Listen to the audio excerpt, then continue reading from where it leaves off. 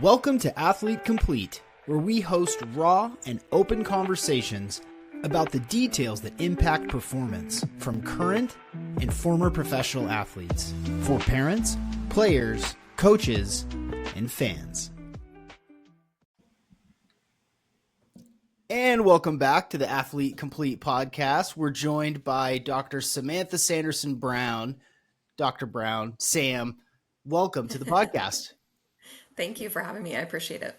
So we have this tradition now where everybody explains nicknames, the nicknames that they had when they were kids in the middle school and high school. And before we even turn on the microphones, you have name combinations that you're working with. So this is perfect.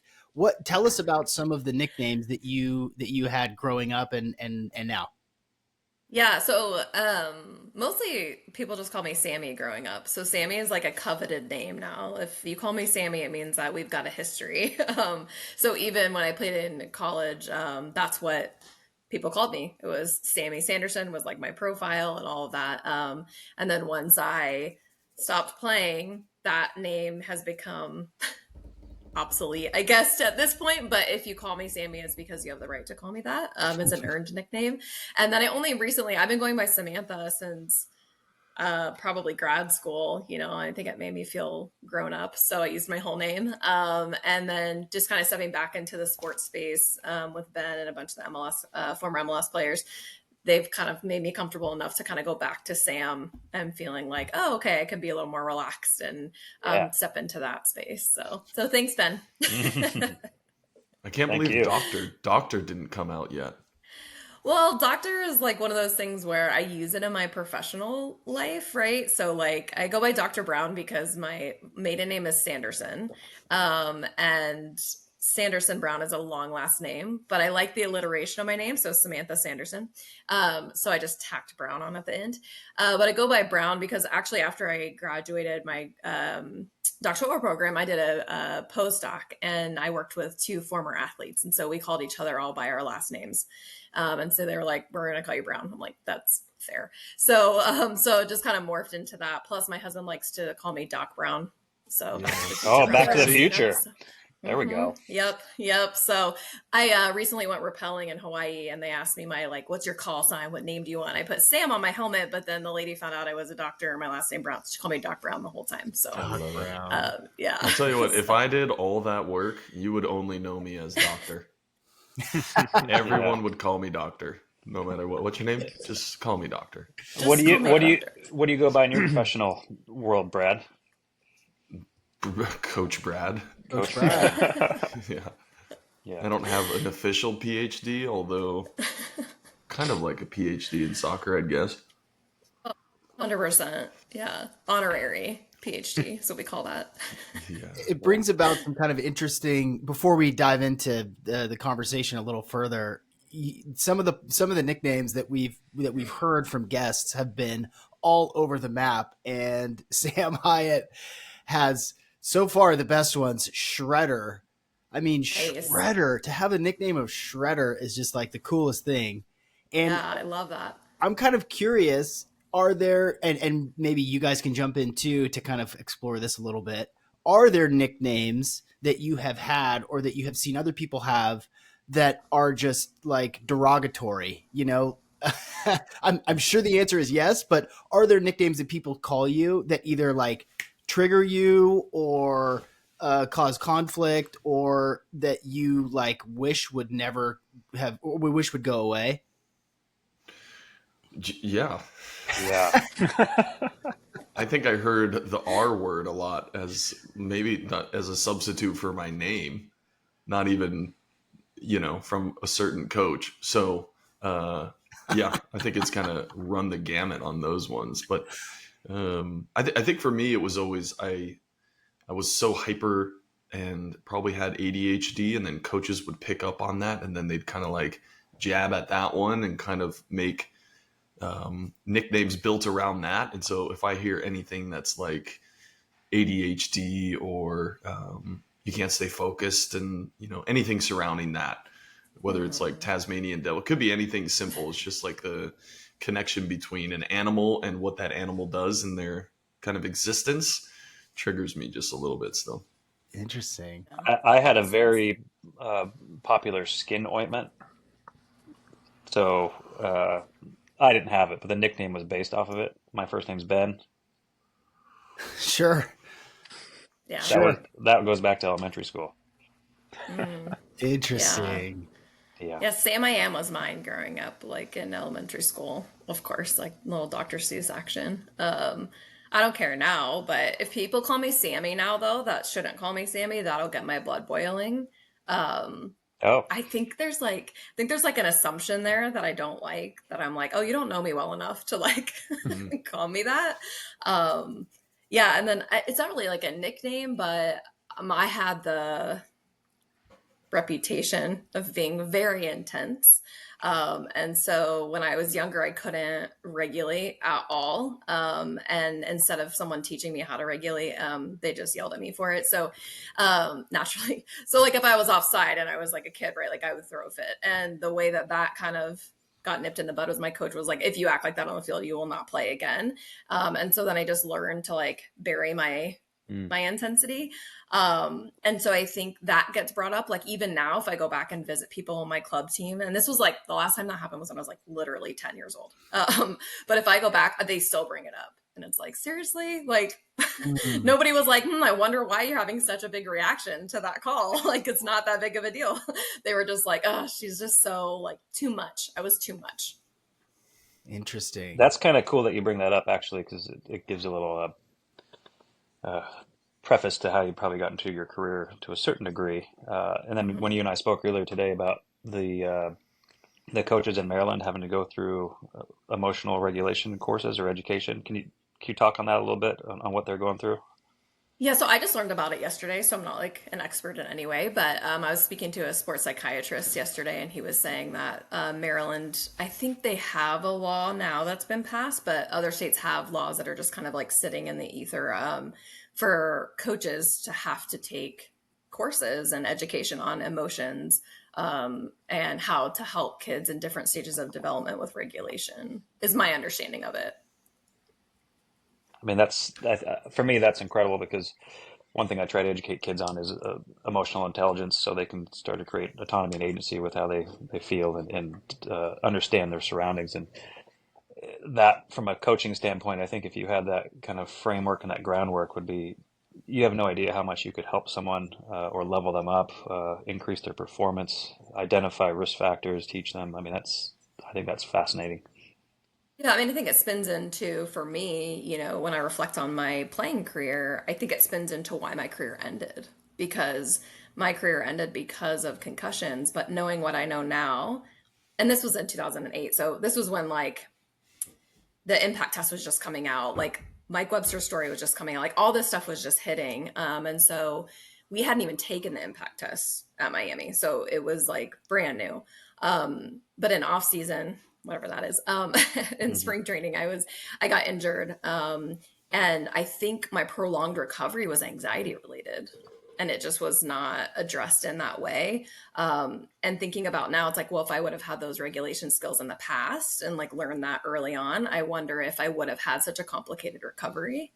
Not in like a "woe is me, I wonder" kind of like a regret way, but just in like I'm curious, like if that would have been something that could have prolonged my career. Did that lead you to um, what you're doing now, or is being in the space that you're in now? And if you'll just kind of tell everyone briefly as we kind of get Yeah. into this thing, what you're doing now, but did something like that, like a significant impact to maybe your brain, lead to what you're doing now? Yeah, great question. So I'm clinically trained. I'm a general clinical psychologist. I work in the sport world and have a lot of experience working with athletes. And so, sports psychologist is not a protected term. So, everybody should know that. Anybody can call themselves that. They don't have to have a certain training. Psychologist is a protected term. There's like licensing and stuff like that. But sports psychologists, you can they could be master's level, they can be different things. So, I don't call myself only that. I call myself a clinical and sports psychologist, so people kind of understand both sides of that. I kind of fell into it. I'm going to be honest. There was no plan. This was kind of me kind of reading things that were happening in my life that pulled me in certain directions. When I was done playing, I wanted nothing to do with soccer. So I grew up playing, at ODP, right? I'd play alongside Lauren Cheney, and in college I played against Tobin Heath, and so names that people know in women's soccer, right? And I'm playing alongside them, and I am in no way saying I'm as good as them. I'm definitely was not, but when you're playing at that level and around those people, and then you see them on TV playing, it's very hard to then be like, oh, I'm done, I'm not playing, and like say goodbye to your career. So I would say it was about 10 years really before I could get back into soccer. I retired in college when I was 20. And so from 20 to 30, really fought it. I got back into the concussion world, or I got into the concussion world 2 years after I graduated. I started working at Ohio State with a neuropsychologist who was doing evaluations with ex NFL players for their concussion suit and things like that. And I was the psychometrist, so I was the one giving them the tests. And so then that got me into being able to work some with the Blue Jackets and the Crew. And then I did some work with the Bengals and things like that. So I got in that way, and that felt a lot more comfortable, right? So I think psychologically it was like, I can distance myself from the sport, but I can help athletes. And then as time went on, I realized how much I really liked therapy and liked working with athletes and things like that. So I went the rehab psychology route. So rehab psychology is like someone gets chronic illness or some kind of illness or injury or things like that, and then you help them through the recovery or adjusting to life. You guys can see the parallel here, right? So I did my internship, which is our last year of schooling before we get our degree confirmed, at Mount Sinai in New York City, in Manhattan. And so I worked in their inpatient rehab unit and outpatient for spinal cord injury and brain injury. And there you can imagine I learned a whole bunch of stuff about the central nervous system and how that works with psychiatric illnesses and things like that. And so from there, I did my postdoc in that private practice I was mentioned before, where they call me Brown. And I worked in a concussion clinic there alongside a sport med doc and a neuropsychologist. And so I was able to kind of get that itch scratched. Then those folks, the former athletes, broke off into their own practice. And I was not allowed to go with them for lots of different reasons, but I wasn't allowed to go with them. And so then I came down to Oklahoma. That's how I ended up here. And Dr. Commander works here. That's why he was a mental health officer for the Olympic Games in Tokyo. And he's just big in the sports psych world. So he and I graduated from the same program. So I came to work for him. And he was like, you're a sports psychologist. Like, please stop pretending you're not. And so I've been doing, I worked under him, did training with him and things like that. I'd say my trajectory has really been falling into these different things. Life experiences definitely helped. And then I also have, my own family history and things like that of growing up stressors that kind of made me who I am today, that make me want to help other people find healthy outlets for coping. That was a long-winded answer, but that's how I got here. But incredible. Yeah. I have a question for James, actually, as you're talking, because as you're kind of talking about concussions and them being kind of on the forefront, I think for soccer, it kind of has always been on the forefront since around 2008 is when I kind of started really thinking about concussions. In baseball, James, is it even like a thought in the sport? Like, do you guys have concussion protocol meetings in preseason like we do, and big videos, and are doctors talking to you guys about it? Or is it just like, we don't even know what a concussion is, sort of thing? I mean, we don't really talk about it. I think that, concussions happen in baseball, and we have a protocol and everything, Yeah. but it's not something that's like, we don't have meetings about it. It's not something that's talked about very often. I think because it is more rare in baseball. So it's not as big a focus. Isn't that interesting though? Like, it's at such a high level, and it's just an interesting one for me, because it seems like every other sport is, you take a bad elbow in basketball, or, hit your head on the concrete, but then baseball's this one where it's like pure power and still like focused aggression. And fights are celebrated. Yeah. Yeah. But total lack of concussions in the sport. I think I could be wrong. Well, if you think, when would a concussion happen, right? Breaking up a double play, or sliding, sliding, or a pop fly collision, where we see that a couple of times a year. Interesting. Yeah. And they changed some rules.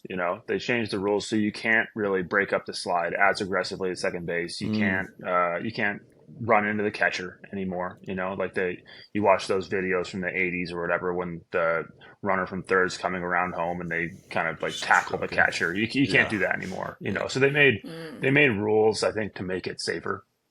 Got it. Yeah. Well, in the I feel like concussion component of like baseball, it's more serious injuries usually, and it's a lot more obvious. So like with soccer and football and more fluid sports where there's not a stop and go, it's a lot harder to tell if something has impacted someone in a way that would be cause for concern versus in baseball, it's like very, very stop and go. Like you see the contact is the thing everybody's looking at. Whereas like in soccer, it can be off the ball. It can be some random way you headed it weird. You know, I mean, it can be Yeah. so many different mechanisms. So I wonder if that's part of it too, is just like the nature of the sport is so different. Yeah, that makes perfect sense. Did you see the adjustments for the NFL kickoffs and things like that they made? Really No. bizarre. No. Oh, so Sean, do you know what the can you explain it? Yeah. It's kind of So like yeah. So instead of kicking off from from the far end to the other end, and everybody basically running as a team battering ram to break up the defense as they're receiving the kick. Now the players are much closer together, and you have to kick it into a zone to reduce that 40-yard sprint to make impact to bust up the The sort of wall. blocking that happens from the yeah. receiving. And it's been interesting because there's still collisions. You know, it's football. We want those. They're interesting. It's part of the game, but it has totally changed the way that the games start. I kind of like it so far because I don't know. I feel like there's more opportunity. It's safer for the players, and there's more opportunity for starting the ball further up the field, which makes for more entertaining offense, in my It opinion. almost sounds like it's more rugby-esque, where the Yeah. ball's kind of lofted into that space and guys are having to actually like turn and pivot, and creates a bit more, fluidity maybe. Yeah. Interesting one. Sam, what's day to day for you? What's a typical day for you? Funny you should ask because my life just drastically changed. So I was in a clinic. So I was working for Cody Commander at his private practice, and I was his clinical director. And so I was managing 20 employees and helping him with the business decisions and all these types of things and supporting our office manager. I would see clients. I did a lot of psych assessment. So saw lots of kiddos and adults for ADHD, anxiety, depression, bipolar disorder, all sorts of stuff, where we would do the assessment. I would do feedback, give them recommendations, stuff like that. Also did therapy. So as you can see, there's a lot of time that I spent doing a lot of things. And then I added on a year and a half ago, being the assistant director, medical director of player wellness at Major League Soccer's Players Association. So I was doing all of that. And my body was like, you shouldn't be doing all of this. And so, as a little bit of background, I was diagnosed with MS when I was 30. So I have fatigue all the time. That's really normal for me. But I got to the point where I was like getting more overwhelmed and I developed migraines and was having just some health stuff. And so my husband and I just had a serious talk about like, where do I want to put my energy? I like doing what I'm doing and I love all the people that I work with and what's worth my health. And so I recently quit that position and I'm working just contracting with MLSPA for now. And I'm trying to build my own idea of what I want my life to look like. Probably going to be working mostly with retired athletes is my vision at this point, but my life has never been planned step by step. And so I'm just kind of seeing what's out there and networking and trying to figure out where I fit the best. Because I also want to make sure I keep the health and concussion component as a source of, that's gratification for me. So as a source of income and helping other people. So I coach girls soccer, and I think that I almost said I'm sorry. I don't know why.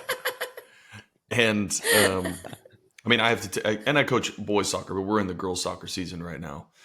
And what is it? And maybe I'm wrong, but in your experience, are you seeing more young girls with concussions versus young boys? And why do you think that is? I have my own thoughts on this. But Yeah. I'm curious to hear your. Ooh, can I hear your thoughts first so that I Oh don't? yeah. Well, I mean, my thought here is, when I was young, there was no heading rule, right? At a young age, you were heading the soccer ball, and it was this learned thing that it was kind of ingrained in you at 6, 7, 8, 9 years old, and you develop the reactions, the neck muscles, the timing, the anticipation, the guiding and watching a ball, all of it, right? That goes into Mhm. playing any high level sport. And then US soccer came around. Ben, you might have, and maybe even Sean, like, what was that, 8, 9 years ago, maybe? They said no heading during a certain age. And Under then 12. now, I've got the players who kind of were in that zone, and they come to practice, and more than half the team, unless they're playing high ECNL level soccer, they cannot head a soccer ball. But now we're Mhm. going into games where they're coming in as freshmen, and we're playing against seniors on other teams who are playing at a high level, and the expectation is to head the soccer ball. And all of a sudden they take one and they're like, whoa, I'm feeling woozy. I'm feeling this, that, and the other. Mhm. Same on the boys' side. I watch them. The technique is like completely wrong. And they're now, I feel like they're now in more danger of getting concussions than if they had just developed the proper technique at a young age. Mhm. Is that a fair assessment I think or that's no? definitely a fair assessment of the impact of a well-intended rule. So the rule came about, it's my understanding, partially because of the developing brain, right? We don't want Yeah. to have a lot of insults to developing brain, but also because of the neck strength. So one of the things where literature continually kind of goes back to is neck strength and head to neck proportion is important when we think about concussion prevention. So that's often why, well, one of the reasons, there's lots of reasons, but one of the reasons that girls tend to get concussions more often than boys is because their head to neck ratio is different. They have usually thinner necks that are less strong. And so any impact, they have less of that resistance to come back with their neck. They have a little more of that whiplash effect. I think you're probably also seeing the societal impact of girls being treated differently than boys when they speak up, that something doesn't feel good. And so a lot of times we find underreporting in boys over girls, not obviously case by case basis is different, Hmm. but broadly speaking. And then you've got the menstruation component. So girls in general are at a higher risk of injury if we're menstruating. That's just always been a thing. Whenever I was growing up and we had ACL injuries, it was a lot of the time because there's that weakened joint and more flexibility in there. I think the intention of the change makes sense, but the functionality and the implementation probably needs to change so that there's a way in which you can teach that skill without maybe as many impacts potentially, and what age that looks like. Because you're right, one, it's the technique, but two, they're scared. So Yeah. if you go into it scared and you don't know what you're doing, like you're at double risk for that. And then three, a lot of people don't understand just because you get hit in the head and then feel a little weird, you don't have a concussion. It's like sometimes when you hit Right. your head, you're going to feel weird. Like that's Yeah. just actually typical. Yeah. I remember one corner kick in college, and we were just at practice, and I don't know why this one sticks out to me. And I was defending the corner kick, and I was at the near post, and we had this dude with a rocket of a left foot, and he just absolutely laced one, and it was just a single header, boom. And it was the only time I ever saw stars. Like, Mm-hmm. and I was like, whoa, that was weird. But I mean, I felt totally Yeah. fine, and I'm a totally perfect human being now after getting so many Yeah. concussions. Like, Super well totally I high can adjusted. tell. functioning, I can super well tell. adjusted. Yeah. Yeah. Everything's fine. Well, and Everything's then fine.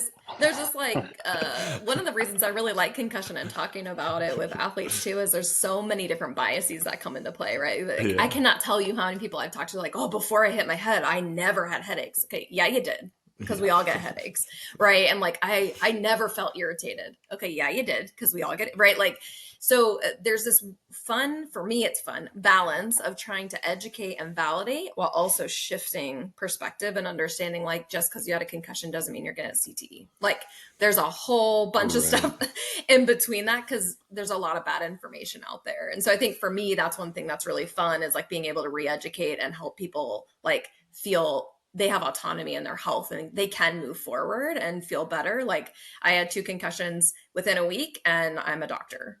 Like and every single person's different. So it's not to say like that's, everybody's trajectory. And also the vast majority of people recover.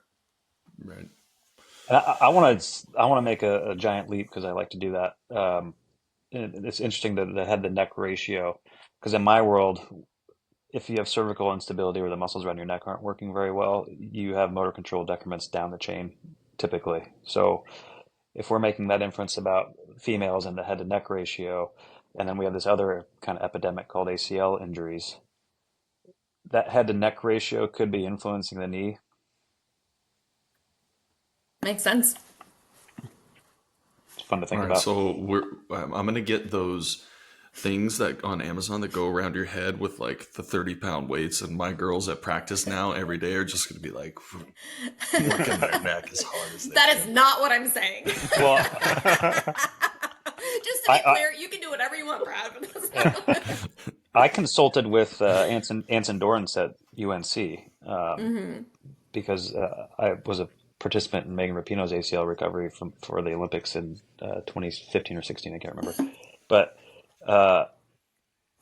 he was having the players doing these neck exercises before training, and their ACLs went way up. They had like 7 in the season. And what I told him was, I think you're fatiguing their necks out, and now they're losing motor control down the chain.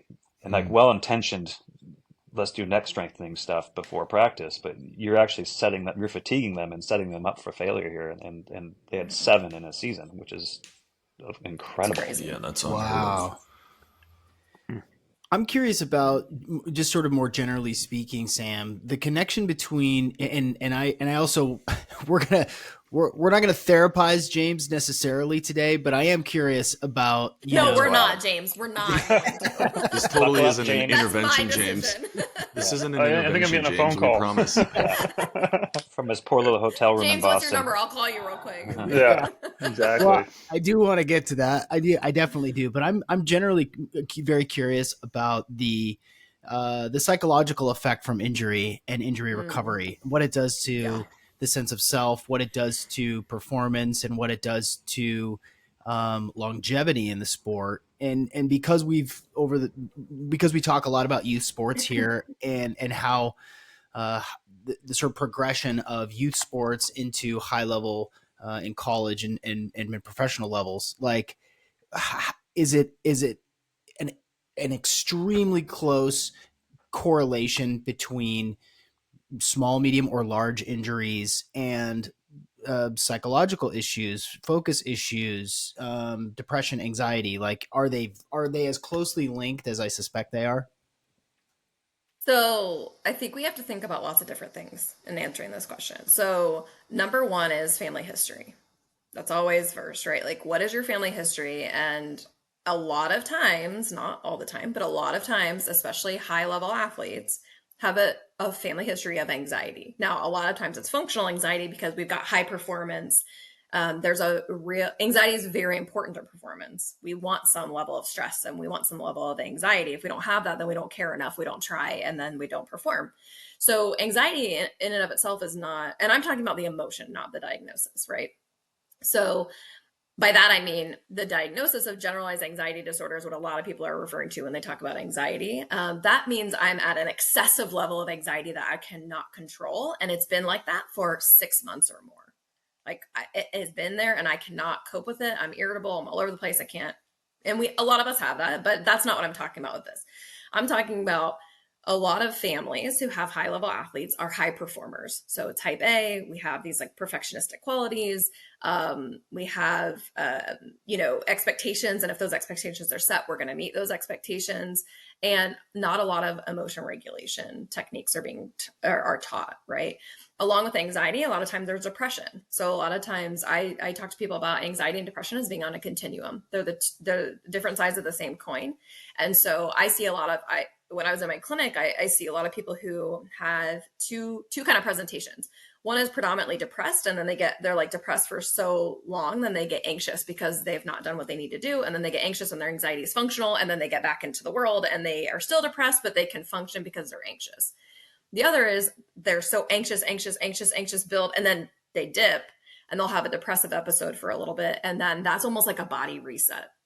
Okay. So, and then they get back and then they're anxious and they go, and then they plateau. And a lot of times people come in, oh, I've been told I have bipolar disorder. That's not what that is. You have anxiety because they would describe, oh, there's times where I have really great energy and I'm doing all these things and I feel a little irritable, but I'm okay. I can't sleep that well, and then I have depression. It's like, so it sounds like mania, but it's anxiety. So you have to think about these levels of emotions and different things that are going on within the family system in order to understand the person themselves. So the family system, if we have got a healthy family system, injuries probably don't have that big of an impact, because we've got good coping at home, we've got support, we're helping you get back. Now, if you're a complicated recovery in terms of what the trajectory is and how that's set, all of that, that's completely different. The other side of it is the team culture. What is the coach doing? What's the expectation? What's your role on the team? Are you someone who's building up and trying to get a starting spot? Are you a starter and there's pressure? Are you someone who's a nobody and no one checks on you? Like, there's a lot of different social components to injury recovery. So if I get injured, so when I got injured in college, and I had concussions for the first couple months, people were checking on me, kind of seeing how I was doing, all this stuff. And then I had to make the decision if I was going to do a career-ending injury or redshirting and then play my senior year later. I chose to make it a career-ending injury after a conversation with my coach and just how my senior year would look, and just the unknown of it. I would just rather be done and move on. And so after that, I had that medical, I still got my scholarship, all that stuff. I showed up at every single training.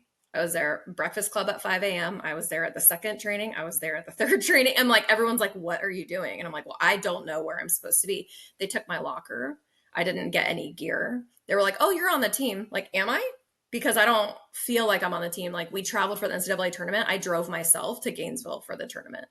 So that I could watch, because I wasn't allowed to travel with them. Now, I understand there's a lot of dynamics in the background that I don't know. So this is not me saying my coach mishandled anything or whatever. I don't know the dynamics, but I know the impact of all of that. And I think that prolonged my recovery as well, because I didn't have, you go right from, I mean, it's just like when you retire, you go from having this like group of people that you think care about you and like support you, and they do, and then you're gone and no one remembers you exist. So I think there needs to be a component of that social support as well. And then there's also the athlete's own expectations of themselves, right? We all who are athletes have high expectations of ourselves. If my doctor says it's going to take me 6 weeks to get back, I'm going to do it in 4. And then when I don't do it in 4, well, now I'm failing. And so that in and of itself can impact if I do PT, how often I do it, how I'm recovering, all that kind of stuff. So they are closely related, but I think the correlation is perpetuated by so many different variables that it's overly simplistic to say injury equals anxiety, depression, and mental health problems. Is that making sense? Injury might not be the actual stressor there. It's the associated factors that go around it. Right. And it could have been any kind of life event that happened that caused that, but the injury was the life event. I'm going to go ahead and speak up and say that your coach did fail you and let you down in that regard. And I mean, I just did a coaching education with SPU men's soccer, and I asked straight up, how are you handling your injured players? Like, what purpose are you giving them? What opportunity are you giving them to be a part of the team? Do they have fulfillment throughout this process? And their protocol is, no fault of their own. They just aren't educated in it. The trainers deal with it. We check in every once in a while. And I was like, we're going to need to up that a little bit. There was so much I would have done. I would have been the freaking equipment person. Like, I didn't care. Like, I wanted to be involved. And in fact, I went to the equipment manager and got gear that did not fit me, just because I was like, no, I want my gear. Because they were like, you have to pass your fitness test. And I was like, okay, clearly I can't do that. So some poor golfer didn't get shoes that year, but I did. So. Well, you think in the youth sports model too, because of how wrapped up kids' identities are into this thing now. Oh, yeah. And how uneducated the coaches are on how to handle that, and the communication pathways are not clear between parent, coach, player, therapist, personal trainer, everyone that falls in that support chain that aren't talking to each other. Kids just get lost in that really quick. Everybody's it's lost overwhelming. in it. Yeah. Mm-hmm. So I think, It's like refining those processes, going to clubs and saying, here's how you deal with an injured athlete. here's the protocol, here's how you support. And I mean, 90% of it's support. Yeah, and It's, could you imagine a world in which you teach the athlete their own autonomy of owning their own injury recovery, and they're the point person, and they are able, like, obviously age dependent, but they're the person, and that's their, at that point you're the captain of the team. Like, here's what, right? That in and of itself is a role, versus you have to go to this, you have to go to that, and you're kind of at the mercy of all these people, and you just feel like you have no say, plus your body isn't cooperating. It's a lot of mhm. like helplessness. Yeah, and that's a huge point, is the autonomy and agency to, hey, you are empowered here to take control of this injury. You're driving this, and you pull in the support when you need it, but we need to give you the power how to take care of this thing, and the confidence. And if you get that confidence up, the recovery just naturally speeds up. That's cool. Yeah. Do you Do think it we? slows? Sorry. Do you think it slows down recovery when you have anxiety about recovering? When it's like, oh, I got to get better faster. Like, I got to get out there. I got to perform. Whereas if you just kind of can relax and kind of be more like, okay, I'll be all right. I'm gonna get this better. That you get better faster that way. I think it's a combination. So I think you have to have a little bit of that. I got to get back. Like, there needs to be some urgency in order for the healing to occur in a timely fashion. I think it'll Hmm. occur, right?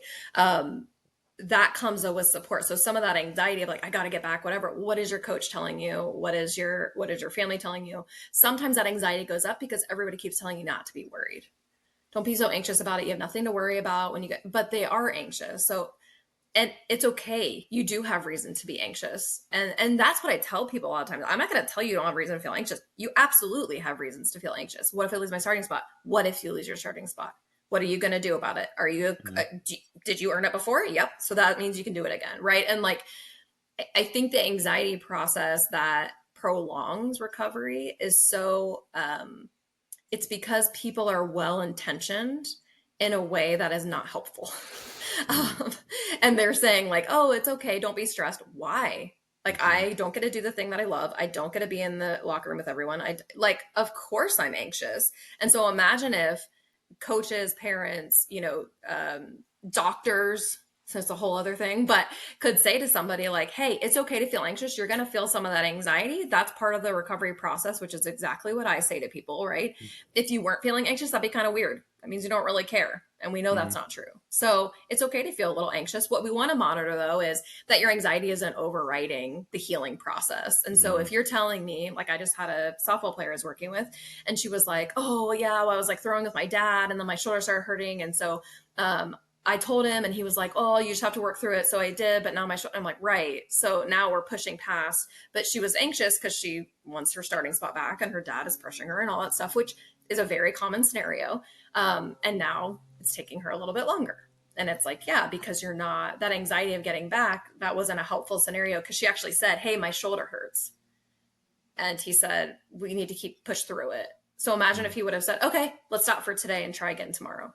Like, right. So I think there's a balance there. Again, it's not the anxiety itself that's the issue. There's a couple Gotcha. big takeaways from that. It's okay, as a coach, what are your end goals here? And it's obviously to get back and even be better than you were before. That's great. Now, how Of do we break course. it down into process? Like, what are you allowed to do in this phase of your recovery? And then let's maximize that. And that's what our focus is. We're working process here. We're not looking at the end. We set the stage, but now we immediately go into process. And then you have what you just touched on is the parental support. A parent's telling you to push through injuries. Well, generally, kids love their parents. So they want to please their parents. So they're going to push Or at through least want to stuff. make them proud. Yeah. Yeah, or do something because that's how they're going to receive some version of love or some feedback. Mhm. And so you're diving into now parental education on how to support their kid in an injury scenario is major. It's major. And I'd say, like, this is my biased opinion. I'm going to own that. Making sure that the support they're getting from professionals is also extremely important. So, if you have someone recovering from an injury and they go to a run of the mill psychologist or master's level clinician or whatever who has no experience in sport, they could potentially make that injury recovery worse. Yeah. by diving into the emotion and diving into all the problems that might be underlying the emotion and doing all these things where eventually that may be a helpful trajectory, but if the aim is to get back from the injury, that's not a helpful trajectory. Fascinating. It's fascinating. So if you dive deep into all the emotions and all of the feelings and how you got injured and what the ramifications are for your sport, your identity, your team, your family, while you're trying to recover, that's not a good idea, right? It depends. I mean, the psychology answer is always it depends. For Yeah. some people, it's a good idea. For other people, it's not. But in order to be able to make that decision, you have to be educated and experienced and working in that arena. I mean, you can't say, "Oh, I watch football, so I know football." Like, no, I've been in the locker room. I know what it's like to be an athlete. Like, I know I've been, and not say everybody needs to be an athlete, but if they've been around it enough, they understand, okay, like I've worked with so and so who in this scenario was helpful and this scenario wasn't helpful. For some people, they need it. Like, I'm the kind of person I would need to dive into it. Like, if I'm injured, I know me, like I need to dive into it. But I have friends who I know if they got injured, they were like, F all that stuff. I don't care about that. Tell me how I need to get back, right? And then as the psychologist, I would say, okay, at some point in your life, you're going to need to address X, Y, and Z. These are things I'm seeing. Right now, we're going to focus on this to get you back because this is your goal, but I want to encourage you to think about this and plant that seed. It's so tricky. It's so tricky. And this is why we're talking, right? Is because we don't have, how does any high school football coach have the tools? How does any I don't. AAA baseball strength and conditioning coach have any of these tools? Like there are no tools, and they're specific to each person. And you know, for you, Ben, you have worked with the elite of the elite to bring them back from injuries across so many different sports. Every single one of them is different. Megan Rapinoe's knee is a different story than Nico Lodero's left hip flexor and the stages of their career and how they get back. And it's almost overwhelming because how does anyone know without a team of people and support what is the best way to get back from an injury and the best way to move forward in their sport in a healthy way? I actually don't think it's that complicated. I'm going to push back a little bit on that because I think what happens is the athlete gets lost. The athlete tells people a lot of things about what they need, especially if we're talking about high level, right? Like they know what they need and they know, like, but to your point of like high school and things like that, that's a little bit different. But I would say even in high school for, you know, certain folks, they know what they need. But if they say it or bring it up and it's poo-pooed unintentionally, and that happens a lot. Like, hey, I'm feeling like kind of like I'm having a hard time with my recovery. That could easily be someone's like, oh, okay, like, do you want to get some, like, let's get you some support around that. And then if you don't need it, you don't need it, but let's like have you talk to somebody. Or, hey, I'm like feeling pretty fatigued. I think I did something to my hip. Like, okay, well, let's get you to PT and get you checked out. Like they're telling us a lot of times what they need, but we're not listening to what they're saying because we have 1,000 other things going on. So that's not to say like, what the hell's wrong with everybody? There's a lot of pieces. I do think though, it could be a little easier if we started listening to athletes a little bit more. I hear a lot, unfortunately, of professionals talking about athletes who are just trying to get out of things. I don't know a lot of athletes that are trying to get out of things, right? And I think there are cases, right? But if someone is committed to a sport and they are working their ass off to do what they can, and then they all of a sudden don't want to do it anymore, they're trying to get out of it, that's a red flag.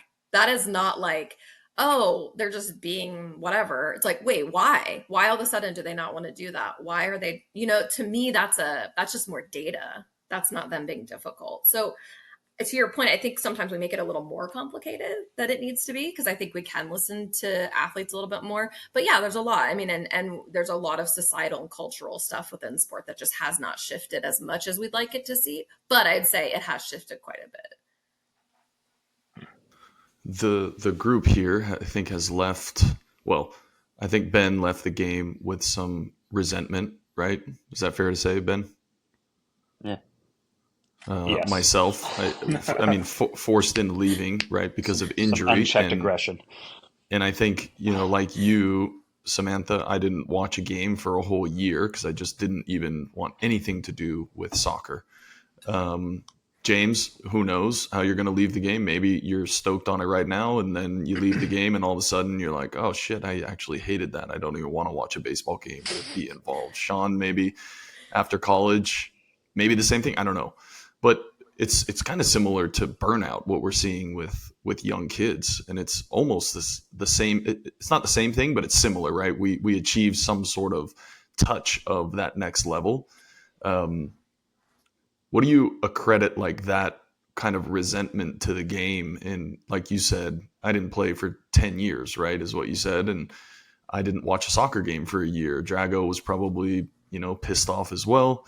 James might leave because he's injured, ending on a calf, who knows? But the coping mechanisms to deal with those feelings, and it seems to me like it's pretty similar, like that burnout feeling and then that sort of resentment. Where does that come from, and why do we feel that way? That's a really good question. It's so I want to go back and say I did play, but here and there within that 10 years, I did not watch a soccer game for 10 years. I played a little, but it was painful because every time I did, what soccer gear did I have to wear? All my Miami stuff. And what bag Mhm. did I take? My Miami stuff. And so what did people do? Oh, you played at Miami. Like, yeah, I did. And then their expectations would go up. And then, I mean, and it was this whole thing where I'm like, I just want to kick a ball. Like, soccer was my best friend growing up. I got abandoned by it. I would like to see it again. And then it was just so painful I couldn't do it. So some of it is I think that sport is a phenomenal coping skill with life stress. And a lot of times that's where kids are getting outlets, right? We get outlets we get a break from the world. We get a break from, I know we're talking about expectations, but we do get a break from expectations in terms of like the stuff we don't want to do. A lot of times we're doing a sport because we want to do it. So the expectations, like I can actually like put my energy into this thing and be good at it and see results and like get that feedback. And it's a lot of like positivity, right? And then I define the problematic part is then I just start to define my self-worth off of getting positive feedback and then about what I'm accomplishing and what I'm doing and how I overcome obstacles and all of these different things. And it's immediate feedback. If I mess up in a game, you best believe my coach is yelling my name. Like I know I don't need you to, I already know, right? But like I'm gonna get yelled at or my teammates are gonna be frustrated or whatever that is. And so some of it is we leave the game and now we go into a world where first of all we're normies and that's annoying. I'm not normal. Like I don't want to be like everybody else. I've been an athlete my whole life and I'm like now supposed to be this NARP and like I am an athlete. So Yeah, what? NARP. No.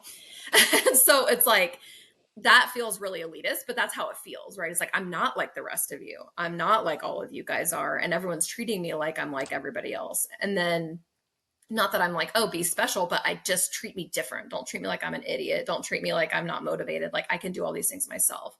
Um, and so I think there's an adjustment period there that we just don't get as athletes. A lot of the time we're not prepared. And so we go from this immediate feedback to almost no feedback, or the feedback that we get, we're like, yeah, why wouldn't I do that? Like, duh, that's like, of course I'm going to show up to work. Like that's what you do, but like, but broader society doesn't necessarily like function in that way. And so it starts to feel like we're lost and where I put my energy and all that kind of stuff. There's also a lot that happens in sport that is really crappy and we kind of gloss over that, right? So, for me, it was making the regional team at ODP the next and being in national camp and being on the regional team. And then the next year getting cut from the state team. And I was like, for what? Like literally no reason. And so like stuff like that happens that you don't really get to contend with in the moment because you have to just move forward and move on. And then when you're done, it's almost like all that stuff, at least for me, all that stuff can come flooding back of like, oh, now I'm mad. Now I have space to be mad. And let me rack up all the reasons that I'm mad and frustrated and annoyed. Because when we're done, and a lot of us don't have the opportunity to be the ones to say, I feel ready to be done, we're angry at that. And then that anger sparks anger about all the other things that have gone unchecked or unnoticed or things like that, which then just makes it harder to move forward because we're putting all of this stuff in one basket when in actuality it's a lot of different little things. And it makes it hard to see the positives of the sport as well. And then there's some level of grief to it as well. So you're saying goodbye to a huge part of your life and trying to quote unquote move forward. And I say it like that because I believe once an athlete, always an athlete. Like you are not like, oh, you're either performing or you're not performing in that arena, but you're always that mindset, that identity, that part of yourself is always there. And how much you tap into it changes over time. We're not taught that. We're like, oh, you were a soccer player. oh, you were an athlete. Like, no, no, no, still an athlete. I get that I don't play anymore, but all of that is still in there. And so it's so complex of how the moving on process works for everybody. And some people do it seamlessly. And I'm like, you're amazing. How did you do that? And we're trying to learn from those folks. And then a I lot of don't us believe struggle those with folks. it. Well, they doesn't mean they didn't have difficulty getting to where they got to, but some folks are just like, I did what I needed to do and they're satisfied with it, and all more power to them. I just think we see more that's not that, unfortunately. But And some I of that really, is, I think, the autonomy of being able to say, no, I'm done, you know? I really feel mine was more kind of grounded in shame than resentment because I feel like I failed. So I would go to the Makes games of my sense. folks and I wouldn't say words, I wouldn't speak. And that's actually how I got geared towards a therapeutic route, is because my mom's like, you're not all right. Like, you haven't spoken the entire time since you got in the car, came to the stadium, watched the game. You sat there and you had 3 beers by yourself. You didn't say a fucking word. And we need to get this under control. And I have no idea why you would feel shame for being a pro athlete and achieving so much. And it makes no logical sense, one iota, other than I was trained that way from a young age and I feel like I failed. When I was done playing, my first thought, my very first thought is, well, how am I gonna have a conversation with my dad now? Like, what are we gonna talk about? I don't play soccer anymore, Yeah. which is like proven to be ridiculous. But that was my first thought. And this is kind of coming from a personal development, and entrepreneurship sort of perspective. But in my mind, and I've, have very little experience, but I did a professional development seminar with the MLSPA years and years ago, and did a Nice. presentation with the Sounders. And purpose. It's like you have all these talents, you have all these gifts, you have all this stuff that you have to give, and you've been giving it to this one sport, and way to go. Okay, what is the next target of your purpose? And I know, and again, I'm speaking out of class a little bit, but I know that a lot of people love the organization that they work with, but not everybody is going to be able to stay in that organization like Brad has. Brad is an extremely hard worker and super talented and has a magnetic personality. So to go from playing into a role with the organization that he's with makes a ton of sense. But for most people, that's not going to happen. And you may have an on-road into sport in some other way.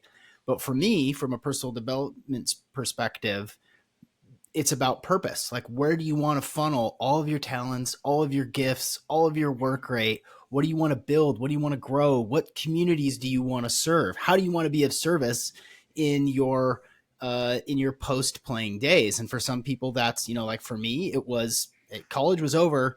Sean, you're not going anywhere. You're not going to be involved in soccer anymore. Where do you want your purpose to go? And so I think it's different for everybody, but instilling that level of mission, of purpose, of service, and finding a worthy target for your time and attention is, I think, fundamental for anybody's transition out of their sport and into the next chapter in their life. Yeah, when y'all are told, I mean, how amazing you are and all these talents you have, but no one tells you how to apply them. It's like, oh, you have all of this stuff. And no one told me either, but it's interesting when I reflect on how I operate now, it is so similar to how I played soccer. So when I played, I was more tactical, right? Like where I was always on the outside. I needed my sideline. Okay, I'm not a central player. Like I need my sideline. Where do I go home to? But I played left back, right back, like, well, not right back, right mid, right forward. I mean, I was always on the outsides. And I always knew where my folks were, right? Like who's in front of me, who's beside me, who's checking in, where do we move, how do we move together? I can be out of position, but I know where to go back to. Like I can read my folks and play off of them. And so when I found myself in the position as a clinical director, I found, oh my gosh, this is exactly what I'm doing.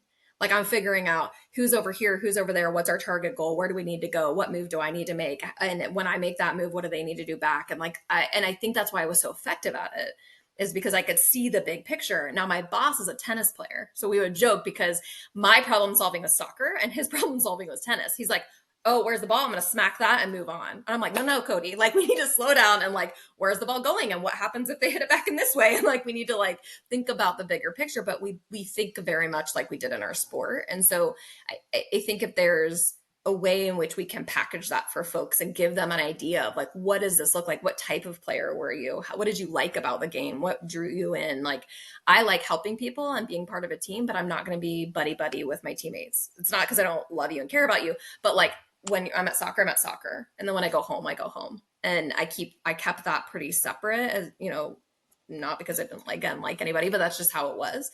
And some people aren't like that. Some people want to be friends with everybody. And like, okay, so then you need to be in a job where boundaries aren't a big issue, right? Like I'm in a job where boundaries are a huge issue and I have to have good boundaries. So if someone wants to be buddy buddy and doesn't have great boundaries, don't be a therapist.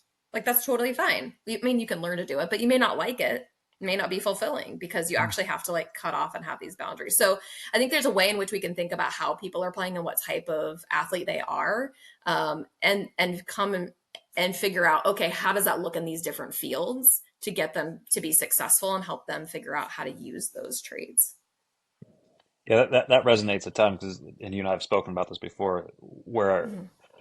where I work is, it's a great facility and all that, but I'm on an island. You're running your own business. So for me, my athlete identity, when I really enjoyed things, was being a part of the team and community, and how we worked well together and being a valued member of that team.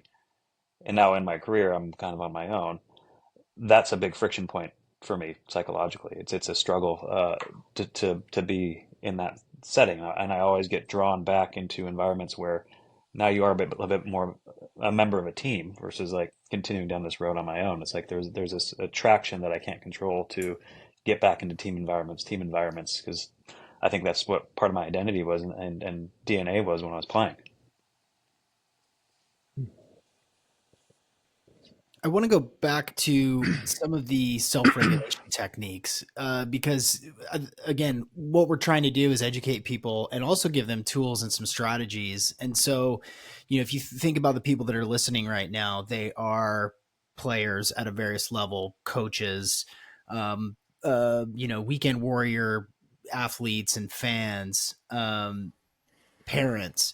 What are some of the most sort of basic or most effective strategies for self-regulation, whether it's after a loss or after an injury or going toward, the inevitable end of your playing career and sort of your retirement? Are there best practices for some of these regulation techniques?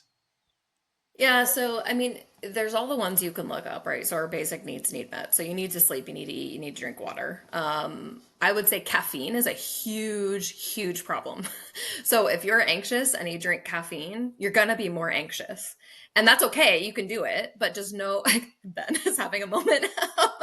But when I do assessments, like that's one of the questions I ask when people say, I'm really anxious, like how much caffeine do you drink? I drink a cup of coffee. How big is the cup of coffee? Is it a venti at Starbucks or is it like 16 ounce? Is it 8 ounce? Like, what are we talking about? Right. And so that is a natural stimulant.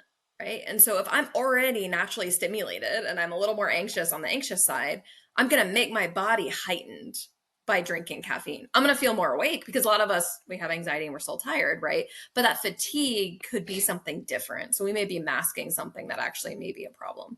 So caffeine is a big one that if you can limit the amount of caffeine to what the daily recommended dose is, and honestly, I don't know what it is because I stopped drinking caffeine, but because I'm anxious, but that's one of those things that I think is very controllable. Societally, it's hard. So I stopped drinking caffeine, and you would have thought I was like a leper or something. I mean, people are like, "You don't drink coffee," and I'm like, "Oh my god, no." I don't drink alcohol either. What are you going to do with that? So I Yeah. think regulating can be like what we put in our bodies, right? So it can be as easy as cutting back caffeine, not easy because it's actually really hard. It can be, getting good sleep habits and hygiene and stuff like that. The biggest one that people talk about is breath. And I think that breathing is a huge, huge moment and opportunity for people to be able to regulate, but they poo poo it. It's like, oh, I just want me to breathe. It's like, right. But here's the science behind why it works, right? So a lot of times we are breathing too quickly. And when we breathe too quickly, our heart rate goes up because that we have a mechanism, right, in our body that if we breathe more, it means we need more oxygen, which means our heart rate goes up and our blood pressure goes up. And then guess what? We get more anxious. Um, and so if we can slow our breath down, that actually triggers a response in our parasympathetic nervous system to slow down. And the way we slow down, when people say take a deep breath, we actually do that incorrectly because then people go, right? Well, what happens when you do that is you get in a whole bunch of oxygen and don't let out very much CO2. And so that can actually make the homeostasis in the body off kilter and make your body work a little harder. So what you want to do is you want to breathe in at least equal to or less than you breathe out. And it's like what I do for me, because it's what feels natural in my body, is in 4 out 7, but I've played a lot with it. So it's kind of just like whatever you want to kind of think about. A lot of people also say, don't let your chest move. Your chest should move, actually. Now, you want to make sure your diaphragm's coming out. But if you tell people not to move their chest and they're anxious, they get more like, oh, my chest moved. It's like, well, your lungs are expanding. So like, yes, your chest is going to move, but you don't want to chest breathe. Because if you breathe in your chest, again, that's going to induce kind of a panic feeling. So a lot of times they're just taking 1 or 2. You don't need to do a whole bunch of stuff. But I tell people, like, if you're going to use breathing as a self-regulation technique, it's really important that you practice it. It's just like any other skill. If you don't practice it, and we say 5 to 10 minutes a day, 10 minutes is a lot. People will say, I don't know. And I'm like, well, how long are you on Instagram? You could probably do it while you're on Instagram if you'd like, like time yourself.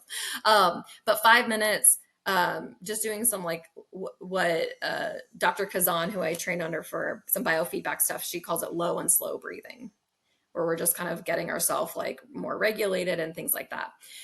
Some of us for regulation need to talk. So if you can't tell, I'm a talker. So when I regulate, I find my person that like I need to process with, and like that's the person that I talk to, and I get all my stuff out, and then I feel better and I move on. And so talking in and of itself can be regulating. You can also think about the people around them. So you mentioned parents, coaches, things like that. Do not, please, for the love of God, tell somebody to breathe in a way that is very demeaning. Like, take a breath. You need to breathe. The person, if they think they need to breathe, now, if they're in a moment where like, I don't know what to do, and you're like, hey, let's slow our breathing down, and you do it with them, and it's like in a way that's like very validating and helpful, that's one thing. But I hear a lot of times like, you need to take a breath. Like, that's not helpful because now I'm going to breathe harder and faster because now I'm angry. And so that's actually making it worse. And so I think for parents and coaches, just to think back, like, yes, those are helpful techniques, but let the athlete, like, remind them if they're asking you, but if not, like, let them struggle through it. They need to struggle through it a little bit to figure out what works for themselves. And then obviously intervene if they're doing something that's not helpful. So like an example would be like when I was in college, if people told me to chill out, it was like, I might murder somebody. Like, it's, don't be close to me if you say chill. Like, it just, and I would get in my head. I was an anxious player. I understood I needed to be pulled out of that. But my coach and I had a thing where I'm like, you cannot say anything to me. So just say my name and I'll look at you. And then I'll know, and you'll know that I know. Right. And we did that. She'd be like, Sammy. I would look at her. I'm like, got it. Like, I already, she didn't need to say anything, because when you're with someone all the time, you already know. But if you say it, now it's like, I know I'm already beating myself up about it. And now you're beating me up about it. And it get into my head even more. And so I think it's knowing your athlete, and creating a relationship with them where it's like, hey, what do you need in this moment? Like getting in the car after a game and parents like saying like, oh, like, how do you think it went? Or like, I think you should have done this and that or whatever. And if it was a tough game, maybe saying like, man, that looks like it was tough today. How are you doing? Like, oh, I'm pissed off. I don't want to like, oh yeah, I mean, that makes sense. You'd be pissed off. Like, this wasn't a great game, and that's okay. It happens, right? It's not okay. Like, okay, I understand that you feel like that right now. Like, do you want to talk or do you not want to talk? Leave me alone. Like, okay. And then circle back later, like, hey, any other thoughts about the game, or you want to leave it? Right. Now, the trick of all of this stuff, though, is that the parents and coaches have to regulate themselves. Yeah. A lot of times they want to regulate the athlete because they feel dysregulated. And so being mindful as a parent and a coach, if you're projecting your frustration onto your athletes, is a huge component of regulation. Ben, you see you smiling. I'm just thinking of little Billy's dad, who's supremely pissed off that he missed the goal and just can't wait to get to the car to ask him what happened and all that stuff. Mm-hmm.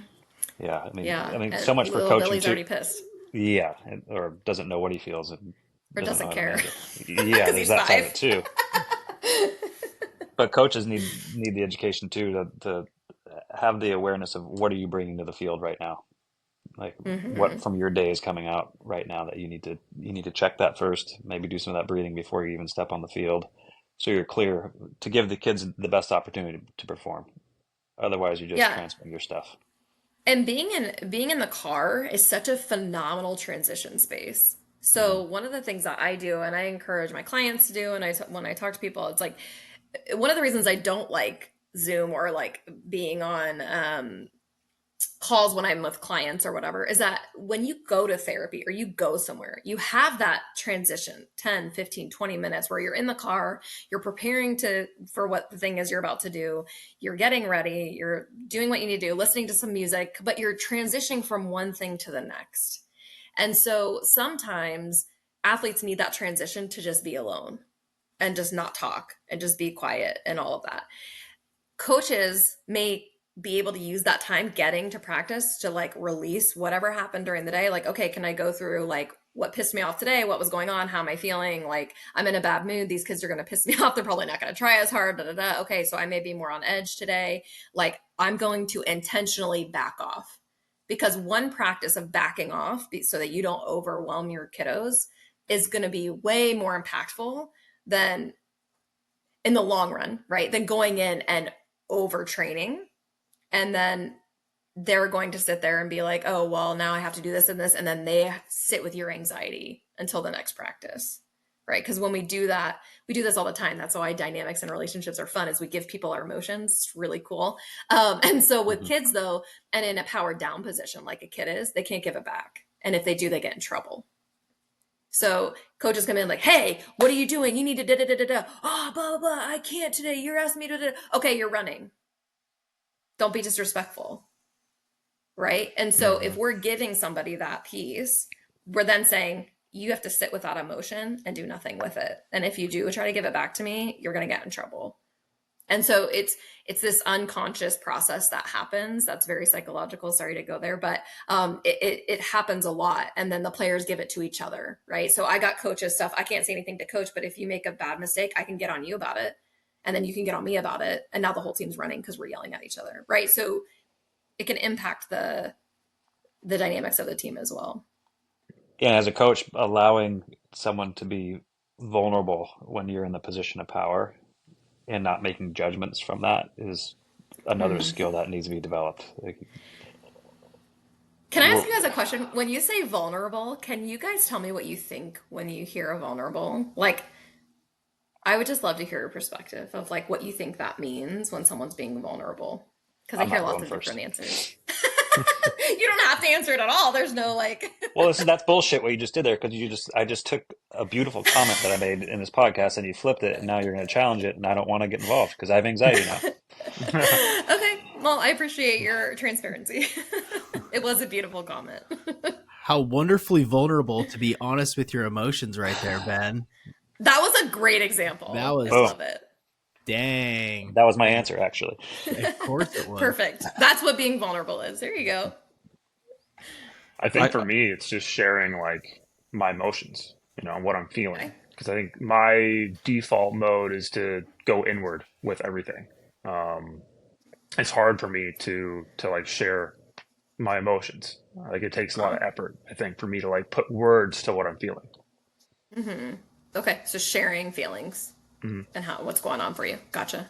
keep going, James. You got more. I don't know, man. Yeah, for me, it's just sharing what I feel because like it's the big thing between my wife and I is like she feels like I don't let her in a lot and share what I'm feeling because a lot of times I just take it I go inwards and I get kind of quiet. She says it feels like a wall goes up. I think because that's how I was raised. You're talking about the ride home in the car after the game, right? And I remember being a kid. I was like 12, and I was competitive. I wanted to do great, and I remember being really upset after a game, and we were driving home, and we parked in the driveway, and I was like upset. I was like crying and stuff. And my dad said, "All right, you're going to stay in the car until you've kind of worked this out, and then you can come inside." And so he left. And so I was in the car by myself, and I was kind of like upset, pouting, crying, whatever. And then I, got it together and went inside the house. But I think just like those types of things like taught me that like I need to go in and like not show anybody my emotions or like negative feelings. So now being an adult, it's really hard for me to share negative feelings, I think. Yeah. Yeah. Unpleasant feelings. Yeah. I That's think a really good insight. I think it's just for me the definition would be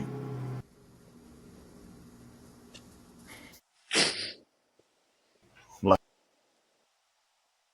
Oh, you're muted. there's a loud truck driving by. Drago, jump in. Sean, you can edit that out. No, Sean's up. Leave it in. You're on mute too. Everybody's muted. We're all hiding behind our microphones. Everyone's Sam like it. vulnerability. All of a sudden, Sam my it. microphone is Yeah. Exit screen. Mute. Yeah, Oh yeah. exactly. So, what is uncomfortable about this? What is this Nothing. such an interesting experience? What's happening? I think for me, I'll jump in. I think for me, vulnerability is total honesty with where I'm at, good, bad, indifferent, and the ability, yes, to not only share what's going on for me emotionally, but also to be able to receive from others, to open up my heart to not only let stuff out, but also to receive love, to receive support. And sometimes that sucks because, especially as an athlete, sometimes the things that you receive are from people who are maybe not equipped to help and support you, or to be witness, or to see you, in that way. And so if you're surrounded by people who are not equipped, or tear you down, or just, if you're opening up to your bros and you share something that's really open and honest, and you're met by, scorn and being made fun of, like, that never resonated with me. Like the gentle ribbing, where people make fun of each other for having real emotions, I struggled with. I was never really good at talking shit because it never felt authentic to me. It's just not a part. And it's the captain in college, and so I wanted to just be open and honest and let things in and out at will, and deal with them as they come. But I think vulnerability is not just a one-way road. It's also the ability to receive. And open yourself up to maybe not getting what you would like to be getting Right. from other people. I think what's interesting about vulnerability from what I've experienced, and something I wish I had as a player, because leading a locker room, I felt like if I showed at that time, I think vulnerability was weakness. And if I showed that weakness, right, or anything to a coach, to another player who was way better than I was, I felt like I would lose their trust. That I couldn't handle the responsibility or the pressure in the way that they wanted me to. And then I would be on a new team, and then I'd, lose a house, and then I'd have to start all over again. And I think, and it's being vulnerable really didn't start until after I stopped playing and kind of had a real inflection point on what I wanted out of my life. And I think that came with maybe the resentment of leaving the game and not being maybe as open, as honest as I should have been or could have been. So I think there was a lot of what ifs. And then I started thinking like, okay, no more what ifs. I just have to be open and honest in what I want and what I need. And it's led to some massive life changes on just about every front, some unexpected ones.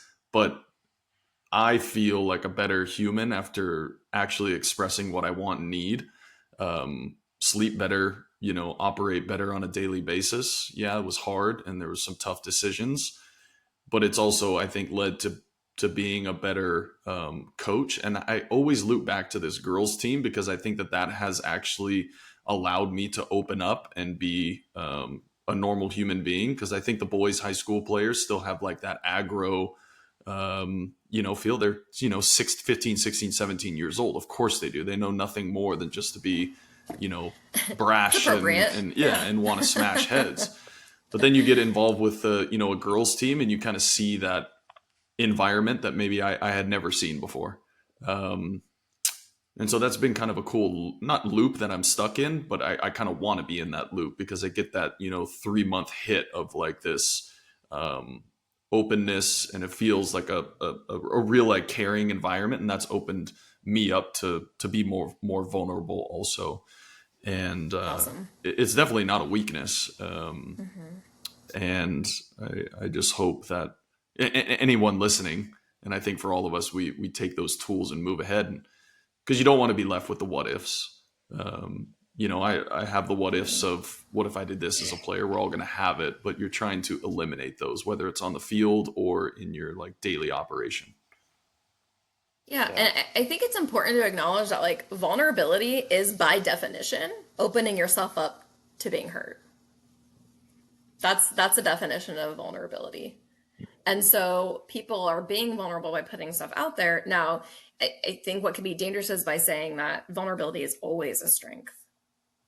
Nothing is always a strength, right? We have to know timing. We have to know potential impact. We have to know who we're talking to, right? So a lot of the work I do with folks is like helping them figure out healthy relationships, because they continue to open themselves up to people who hurt them. And they're like, but I'm being vulnerable. And I'm like, right, but like not to the person who can like actually be helpful in that situation. It's not a rag on them. I mean, right, you have to learn that discernment, right, of who to be open to and who not to be. I think for me, I felt very vulnerable leaving my job. Like I was like, I'm a quitter. I'm saying I have like a limitation. People are going to think I'm just like some lazy like loser that doesn't, I mean, all the self-judgments came out, right? Literally no one has been unsupportive. Everyone who knows me has just been like, that's awesome. You're putting your health first. That's so great. You made that decision. I know it was really hard for you. Nobody's worried about my future. I mean, I'm like, we're going to be homeless tomorrow. It's like, my husband has a job. We're fine. Like, anxiety is real over here. But I think the reality is like, a lot of people could have judgments about that, and I think on top of that, having a chronic illness always makes me second guess myself. Like, oh, am I going to be looked at as like the disabled person that can't do things? And the reality is like my limitations are no more at this point than others. I have to approach my life a little differently, but I think there's just vulnerability sometimes we can't control, and it's how we manage those vulnerabilities, and how we come out with it and who we talk to about it. I'm more comfortable with it now because it's like, if people want to judge me for that, that's on them. But the vulnerability is like saying, here's what I need, and it's going to potentially in my situation, it's going to negatively impact 20 or more people. Because the thing that I need is to leave, and it's going to disrupt this entire place, and you guys are going to have to figure it out. On the flip side of that, I said, they're going to figure it out.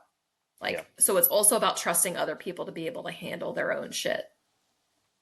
I think there's a lot of times, especially as athletes, you're trained as vulnerability is exposing yourself. And when I work with clients, I share vulnerable moments in my career, highs, lows, all that stuff, to get on a level where whoever I'm working with can get vulnerable as well. Because then you get to the crux of why you're actually there. What are your motivations? I don't want your choreographed answers about what we're trying to achieve here. Let's get real. What are the emotions that are attached to what you're trying to do, so we can move forward more effectively and efficiently, and not waste time dancing around. What are you doing here? Let's solve problems. Let's move forward. But we need to get in touch with what's really the issue. And if you're not vulnerable, then it's tough. And teaching kids that is a very valuable skill set, but also very difficult because they're not in those environments right now. And I have to name that I love that I'm on a podcast with 4 men talking about vulnerability, and each of you has a great perspective of what that looks like, because in society, being raised as a male is so different than being raised as a female in the emotional department. Like for me, it was like, you have too much emotion, like put them away, but also not too much. Don't put them away too much. You like still have to have them. And I had to do this like weird like dance because I'm naturally intense. So it's like, like my emotions are intense. And so maybe they were overwhelming for others, but they were very overwhelming to me as well. But it was like, show emotion, but like not too much. And then I feel like for guys in general, it's very like, don't show emotion. And if you do, make sure that it's dulled and like be humble and just do the thing you're supposed to do. And like, you know what I mean? Am I like over Yeah. interpreting? But that's just been my experience. Well, I was I listening. think what's weird as a player is inherently, I've only played male sports, and I think any sports person can recognize this, but we actually practice vulnerability like every single day in practice and in a game, because we know who we can open ourselves up against because maybe they're not as good, and we can allow ourselves to take chances and take risks because we're literally practicing it on the field every single day. We know the teams that we can't be vulnerable against because they will punish us because they want to destroy us, and they're very, very good. And so how do we translate that into our daily operation of our emotions? Like, we actually have the tools to do it. We just need like 100%. we've done the repetitions. We just need that switch to say, okay, That's exactly right. I can be open with this person because I'm not getting that negative feedback loop like you're talking about and getting punished for it. And I can be open with this person because now they've allowed me into the attacking third and I can actually score. And actually they give me a pat on the back when I do score because they're that just open to allow me to go to that place. James, does that apply to you as a pitcher? Do you express vulnerability by experimentation with new pitches with guys with a sub 200 batting average? Like, did you think about it like that? No, not really. I feel like it's more common for pitchers to, like, if you say you get a guy who's not a very good hitter, right? You take your foot off the gas pedal and then you end up giving up a hit to that guy. And then the big guy comes up and hits a double and scores him. You know what I mean? So I think that it's hard to, like, it can be hard for pitchers to keep that pedal down against a guy that you should bury. Um, you just don't try as hard or you're not as focused. And then all of a sudden it snowballs and the game gets out of hand. I think for pitchers, it's all about process and repeatability. And it's just like you have to almost be a machine out there and just kind of like, doesn't matter. For me, it didn't matter who's in the box or what was going on in the game. Like, I had my process and it took me a while to figure this out. It wasn't like I came into the league and I knew how to do this, but over time I've learned it's just sort of like, doesn't matter who's in the box, you're going to get everything I've got on every pitch. Like, I grip my pitch, I see it in my mind, and I throw it as hard as I can. It doesn't matter who I'm facing. When I was younger, I feel like when a really like well-known good hitter would come in the box, I'd go a little bit harder. And then sometimes I'd get beat by the bottom of the lineup because I'd kind of like get a little complacent maybe. It's the same thing, and like you get to the fifth inning, and that's when you can get a win, right? If you're winning a game, you go 5 innings. Sometimes guys struggle in the fifth inning because like it's like, oh, it's distinction of like, do I get the win or not? And then same thing, and you get 2 outs in an inning. That's when guys can kind of like, all right, I got 2 outs. It's okay. I only need one more. I can take the foot off the gas a little bit. And that's when you'll see like guys with 2 outs, they may walk a guy. I think it's very common to get 2 quick outs and they're going to see someone get walked because guys kind of like relax instead of like pedal down, keep on going kind of thing. And that's just the stuff you learn, over time, I think, as a pitcher. Sam, is it fair? I mean, to piggyback off what James has said, I'm chasing a thought bubble.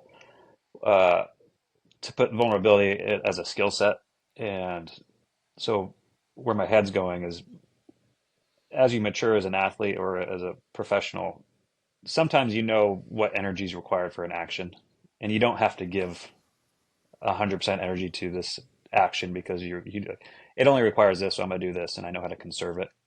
Mm-hmm. Vulnerability in that same kind of context of, I don't need to be as vulnerable right now. I understand I have the intelligence that I don't need that right now. This one I need to be a little bit more vulnerable. I understand that. And then versus someone who doesn't quite understand the skill set side of it, and I need to always be vulnerable, which might Or never be vulnerable. And that might look like they're over emotional all the time. They're oversharing. It's like they just don't know how to refine the skill set of being vulnerable, or they don't have enough reps at it, or whatever you want to case that is. Is that a fair statement to say? Yeah, it's a very fair statement. I think being vulnerable is a huge skill set, and sometimes we have to be not be vulnerable to validate other people. So a lot of times I'll hear people don't like, when I'm like, oh, I'm going through something, and then someone's like, oh, I know when I da da da da da, like, relax. Now you're stepping on me. Like sometimes like you need to hone that vulnerability and recognize this person is being vulnerable right now. This is not my time to do that. My time right now needs to be spent and energy needs to be spent on validating this person and being with them, not trying to be. Now, there are times, of course, like reciprocating that vulnerability moves the conversation forward, but that immediate response of like, also here's a time that I am like, but I almost feels like, but I can be more vulnerable than you know what I mean? Like, it's no Yeah. one's saying that, but that's kind of how it feels. It's definitely a skill set, because there are times where being vulnerable is not a good idea. To be vulnerable, like, you don't want to be vulnerable to your GM, like, I mean, certain circumstances you may need to be, but blanket statement, I'm going to say that. Obviously, there's different, circumstances, but like if you're going through something, like you got to work it out and figure out how to get to the level of needing to be vulnerable to the GM, right? You would start low and then work your way up and figure out how to approach that versus I'm really feeling vulnerable today and I need to talk to somebody. Let's go talk to the person that has my life in their hands. Like that's not the best problem solving, right? So it's not that vulnerability is it's bad. The consequences are very high, which is what I think, James, when you were speaking, I was just thinking about the sport is so important to consider when thinking about the vulnerability and all these different components, and not only the sport, but the position. Because the consequences of James taking his foot off the pedal for a second are far greater than an outfielder not paying attention during a strike, right? Like they took their, foot off the gas too, but like nothing happened. So it's not a big deal. And same for like a goalkeeper and PKs, right? Versus a goalkeeper when the team's on the other end. Like, yeah, you still need to be paying attention, but you don't have to be like on, right? So I think it's important to consider like we're vulnerable all the time in practice in all of these different ways and when we're playing, but we're not vulnerable the whole game. Like we're like, we're in and out of it, and taking our moments to recover as well. So I think in life it's the same way, right? So there are times where people are like, wanting to open up about stuff. And in therapy, I will say, I recognize you're about to say something that is going to go in a direction. We have 10 minutes left. Is this the time that we should open that? Or is this the time we should wait and maybe put a pin in it? You tell me kind of the Cliff's Notes version, I'll write it down, we'll come back to it. Because the last thing I want is for someone to be vulnerable to me and then me go, our time's up. Time's up. Right? Like how much more invalidating, and how many stories I have heard where people do that because time's up, right? But it's like being intentional about it's really important as well. So if I recognize someone's being vulnerable to me in my personal life too, and I'm not in a space for that, if they're about to do that, I tell them that. Like, hey, it seems like you really need to talk about something hard. I'm not in a physical space, emotional space, mental space, whatever, today or in this moment to have this conversation. Can we schedule it for in 2 hours? Can we touch base in 30 minutes? Can whatever I need in that moment. And that allows me the time to figure out, okay, someone's about to be vulnerable to me. If I need to be vulnerable, how can I transition to that space? If not, how do I keep myself from doing that? So I think it's all definitely a skill set. I'm just so struck by the practicality and usefulness of some of this stuff that we're talking about right now. I think for anyone listening right now, whatever their role is in sports, this is so strategic, practical, with such level of application. I've never really heard a discussion like this about vulnerability and using it in a strategic way. And I think that that's the beauty of sports, right? Is that it allows so much opportunity for exploration of the human experience. And I don't know, I'm really excited that a conversation like this is happening, because if you are listening right now, you love sports. and there are so many lessons to be learned, whether you're a fan, a parent, a player, a coach, whatever. And the context in which we're talking about this core human emotion and crossing that chasm between sports and life within this is just, I just think it's so, I think we're a great podcast is what I'm saying. I think we're a really great podcast. I think it's a really important conversation. Do you have, Sam, resources? Is there a book? I think I think people who are really into this, they would like to learn more or read more. Are there books or movies or a YouTube person that really had an impact on you if people want to go dive in it a little bit deeper? So I'm gonna give you a couple of things. There's a couple books that I like. I can send resources later. I don't know if you guys post stuff, but I can send some stuff as well. But I would say we're in a generation where parents are now parenting from a space of emotional neglect. And that's not because the generation before us didn't care about us, but they came from a generation being raised by those who were raised in the Depression. And right. So like there's a trickle down generational effect. And so there's a book that I like to recommend called, I'm going to tell you what it's called, but it's basically Overcoming Childhood Emotional Neglect. It's called, yes, I'm Googling it right now. Please don't judge me. Okay, I'll tell you in a second. But the other one, Running on Empty, that's what it's called. Running on Empty by Jonas Webb, Overcoming Childhood Emotional Neglect. And it's just around like basically parenting dynamics that happened for a lot of us when we were growing up, and then how that can impact adults now, and then how to kind of like see that as, it's not trauma in the big T sense of like, but understanding how that impacts our relationships and how we interact with other people, that can also impact parenting. There's also a book that I love, love, love, and that they have a program as well. It's called Permission to Feel. And it's a director at Yale who has took his own childhood trauma and created this fantastic programming for schools and parents and things like that on how to help kids regulate, identify their emotions, and all that kind of stuff. And he uses this acronym RULER that helps parents have a blueprint for how to approach their kids with their feelings, and and he even has like really cool like emotional quadrants that they can say, oh, I think it goes by like energy and It's the positive mood or meter. negative. The mood meter. Thank you. Yeah. Yep. I have the app on my phone, but that's fine. I don't know what it's called. And so they can start to identify, and the app is cool because you could click on what you think you're feeling, like disappointed, and it'll show you like 4 words around it that may be similar to help you pinpoint like literally what am I feeling, which is really cool. And then I think in terms of education, things like that, I'm actually going to flip this in the sense of what I don't recommend. So what I don't recommend is I think connecting with other people, understanding how they're feeling, hearing their stories and all that stuff is fantastic. That's a great point of connection and help for people. Please don't learn about mental health stuff through others that aren't a reputable source.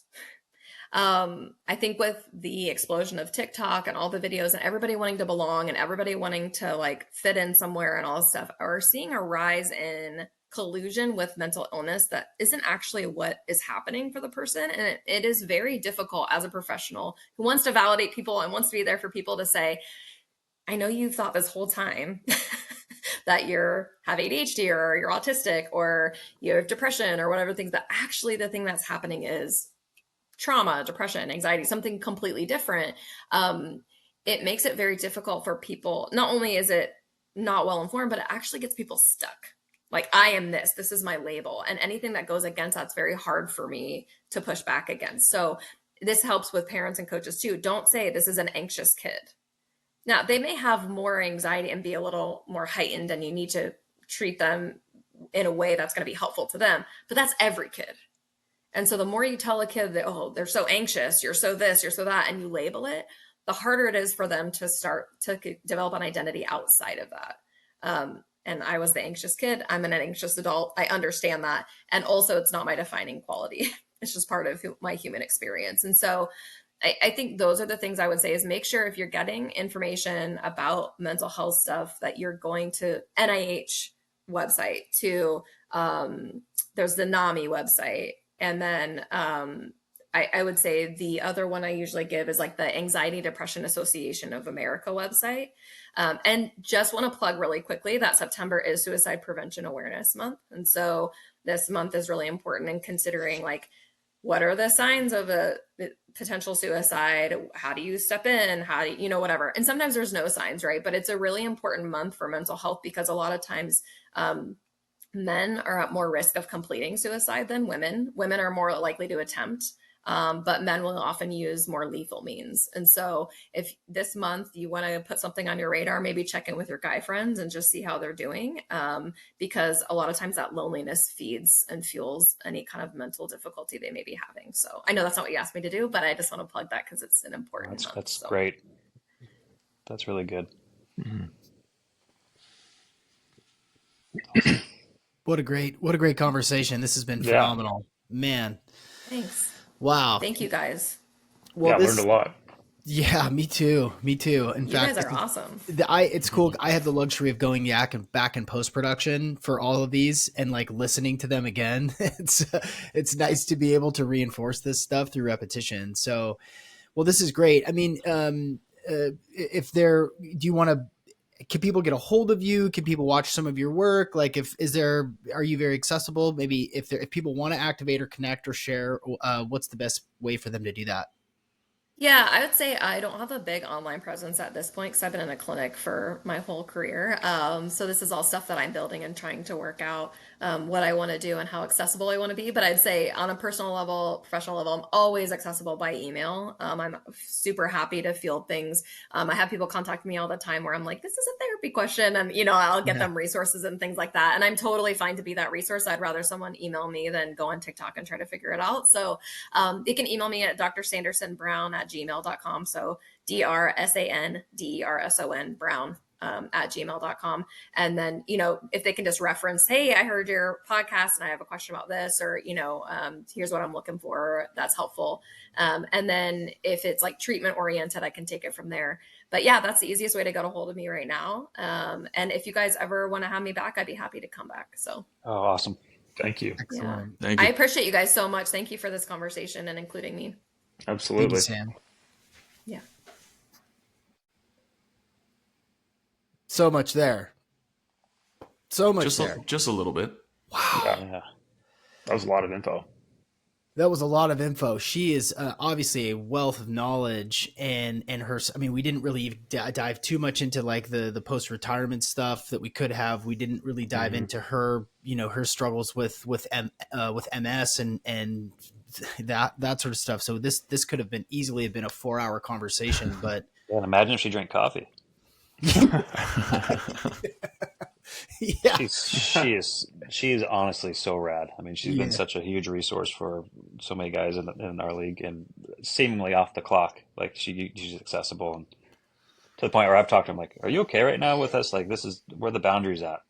And she's just such a positive and knowledgeable, straightforward person. When I was, cool. I had reached out to her. Ben had connected me, and this was probably like 6 months ago, and just kind of describing what's going on. And, like she said just a second ago, right, was that it's more of a therapy issue than it is a psychology sort of practice that I would need. And so finding resources within my own city that she would recommend, right? Yes, I could go find my own, but also using her as a resource as a retired player, because she works hand in hand with Major League Soccer. And so we have her as a resource, pretty much every player, to kind of figure out whether, like she said, concussion issues, therapy, whatever it may be. And the constant check-ins, it's like every month she's just checking in on text, which is, and I always forget about it, but then it just pops up and I'm like, oh, okay, cool. This person's thinking of me. Do I need any help? It's a really, really special person, and we're lucky to have her. Oh, That's really cool. 100%. Yeah, I think as far as an industry is concerned, to be skilled in therapy and psychology as a former high level athlete, I mean, there's such a need for former athletes who then become experts and masters in their craft in the field of psychology and therapy, because what the three of you went through is so unique. There's such a small percentage of the population that have experienced what you've experienced, that how the hell are you going to talk to a therapist who's never experienced playing in front of a crowd that big, who doesn't understand the butterflies, who's never felt that feeling of letting their team down, etc. Like, that's just, it would be like talking to a brick wall, someone who doesn't understand what you've been through. And so that I just think that the value of someone like that is just incredible, immense. Hmm. Definitely. That's some of the conversations I'm having with the Sounders right now. Is you have the sports psych or the psychologist with the letters after their name, but then you actually have someone who's been in the fire that can talk to you appropriately, that's educated in it, but understands how to really can connect.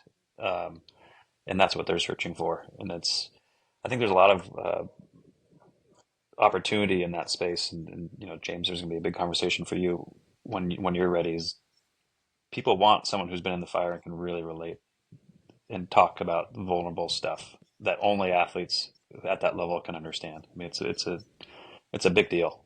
So Yeah. I think it's tough. I was going to say in the earlier, but I just didn't get an opening. I feel like in a locker room, it's kind of one of those things where I've been hurt a lot, and guys will say, "Hey, how you doing?" And I feel like you can't answer any other way than like, "Oh, I'm good." Yeah. mhm. Like you can't say, "Oh, I'm not doing that well." They'll be like, "Oh, that sucks," and then like keep on going. Yeah. Like it's just like it's not really a place for that. And like I get it to a degree because like in baseball anyway, there's a game every day, right? So like these guys are getting ready to compete. They don't really have like the bandwidth to like take on someone else's stuff when they're like getting ready to play their own game and like, going out there to try to win a baseball game. Um, and I think that's where like someone like you're talking about, Ben, like having someone for these guys to talk to and say like, "Oh, I'm not doing well," and then like being able to have a conversation about it instead of having to like, for me, reinforce like kind of shoving it down, and just like going inward is what I've kind of had to do over my career because I've been hurt a lot, and I just answer, "Well, I'm good," and it all goes in. And you also need that person to be safe, where it's like, this isn't going to go back to the top. This isn't going to Right. get used against me, and you're not going to take this information and absolutely fist me with it. Like this is, Hmm. you can talk to me about this. I mean, I had moments, and I didn't bring it up, but like I shared with, does this go on the Yeah. podcast? Yeah. I was with an organization where I shared my struggles with my anxiety off the field, and it was absolutely used against me. And then I was abandoned by them and left on my own. Like that was the opposite because they created the environment that was safe and I could share it, and I felt great being able to do that. And then it was like flipped. Yeah. Yeah. So, Yeah. That's brutal. Well, it's hard in a locker room to take on that responsibility. In my mind, you don't really realize these things until you're an older player. And then you have to figure this whole cycle of moving players in and out. They get younger and younger and younger. And at a young age, they don't have the ability to have those conversations. And it's really only until you hit it's basically as soon as you start to retire, you start to realize these things, right? And that's the Yeah. tough part. And so then you're thinking, okay, well, I can't go talk to an 18-year-old about this. They have no idea what's going on. They have no idea how to handle my baggage. And it's this constant loop and constant cycle of this professional locker room that makes it really hard to try and be vulnerable because you literally can't, right? Unless you have someone in the locker room, like Ben saying, that has done it before and can actually be a resource. So without the resources, the loop just keeps going and going. And we keep having these conversations about, I just now I'm becoming vulnerable and what that means to me. And then I'm 2 years from retirement and didn't really matter as I was a player. Right. Interesting. Hmm. And then we think about, well, what if I had those at a young age? We keep talking about this. Like we just need the tools and the solution to get to that place. Yeah.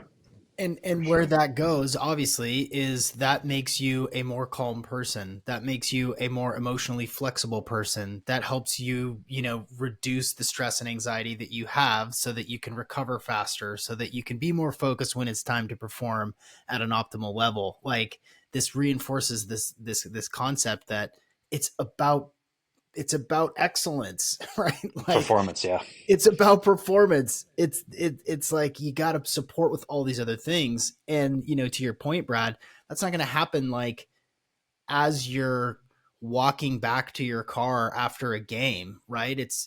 Maybe it happens at dinner afterward, but probably like on the golf course 2 days later, or maybe like on the drive to training or something like that. Like there's it's tricky. It's tricky. Actually, in neuroscience, it's shown to be incredibly ineffective. to reflect that quickly after. You need to not do that because your subconscious is still consciously working on what you just did. Like Aha. processing it still. Yeah, and then it Yeah. gets mapped down later when you're sleeping. But to do it right after actually limits what you could be learning from an experience. Wow. That makes So like total sense. coaches that have the video out there and they're like, oh, come over here, look at this video right here every time. Like it's like, no, do your reps and your sets and but now don't go think about anything. Like you got to switch your brain off to something else. And it's working on it, but your brain, your intentional brain can interrupt that and it can make you think about it and it can get mapped down in the wrong way. Wow. Hmm. Fascinating. Well, this was another good one, guys. That was a good one. This Yep. was they just keep getting better and better and better. Thank you everybody for listening today, and we'll see you on the next episode. Right on.